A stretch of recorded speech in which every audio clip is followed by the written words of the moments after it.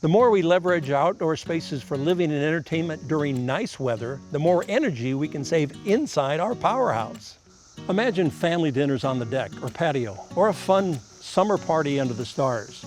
You're giving your kitchen appliances a break and enjoying the great outdoors. What could be better? We're going to take a look at ways to make your outdoor space even more livable with Alex Wisnowski from Spotics. And Alex, thanks for joining us.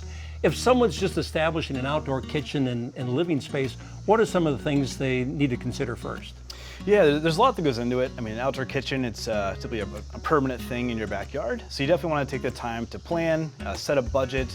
They can be anywhere from very basic to as extravagant as you want them to be. They can even be an addition of the house versus kind of off to the side and separated. But when going through that planning process, the first thing to think about is the location. So if you can do it in a shaded area or add shade to the area, that's going to both help it make it more enjoyable and more livable, while also helping reduce load on appliances, especially if you have things like outdoor refrigerators that are battling the elements.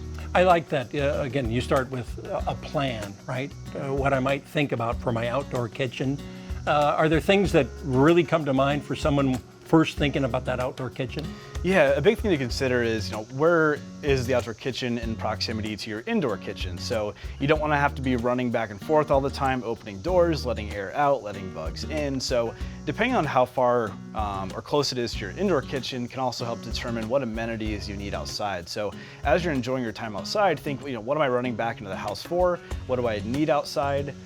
What's a need to have versus more of a nice to have? Because when it comes to outdoor kitchens, there's many, many nice to haves. I know you also are always thinking about energy efficiency, and today, upper Midwest, a little warm today, and we have some ceiling fans and things that, again, help in terms of being outdoor, having our kitchen outside.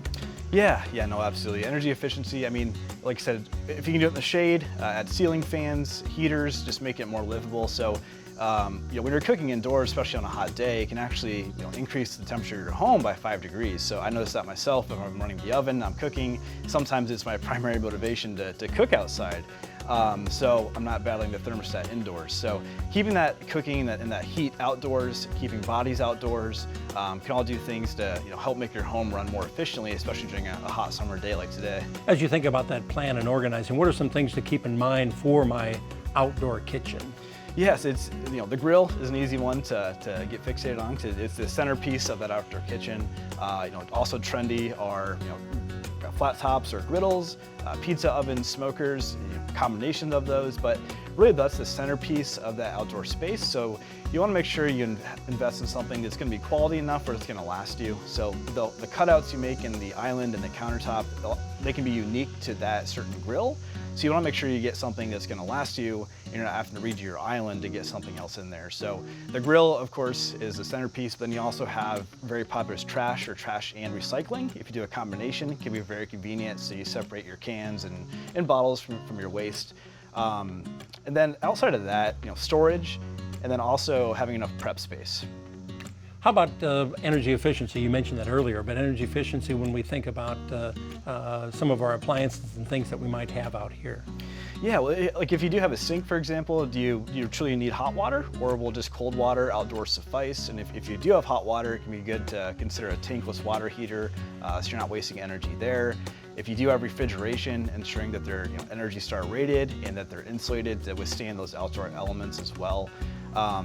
But outside of that, just making the space in general just enjoyable and livable regardless of the season. We are here outdoors, a beautiful outdoor kitchen, outdoor living area, and I imagine this could be year-round, but keep in mind ceiling fans, but also some heaters, gas heaters out here as well.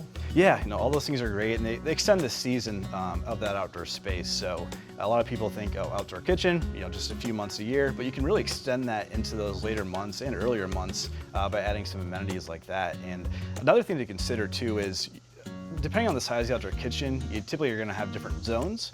So you have your hot zone, which is where your grill is. You might have a cold zone with a sink and or refrigerator. And you really want to keep those separate when possible. That way the heat from the grill isn't battling the thermostat on the refrigerator. So that's a good thing to consider too. Alex, back to the planning, and I imagine budget-wise, we're in a beautiful outdoor kitchen here. Can go as much as you'd want, right?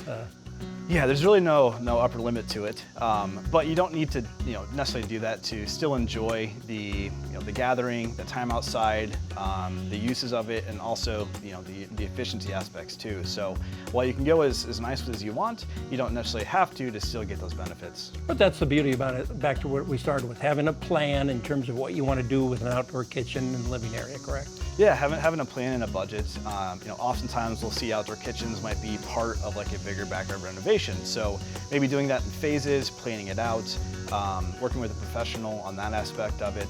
We've even seen people get the grill of their dreams on a cart, and some models you can take them off. So they'll actually get the grill, they'll wait a couple years and save up for that project, do more planning, and they'll take the grill head off the cart and put it in their outdoor kitchen. Well, Alex, you've inspired me. A lot of great information. Thanks for sharing your expertise with us. And if you'd like more strategies about energy saving for your PowerHouse, visit our website at powerhousetv.com.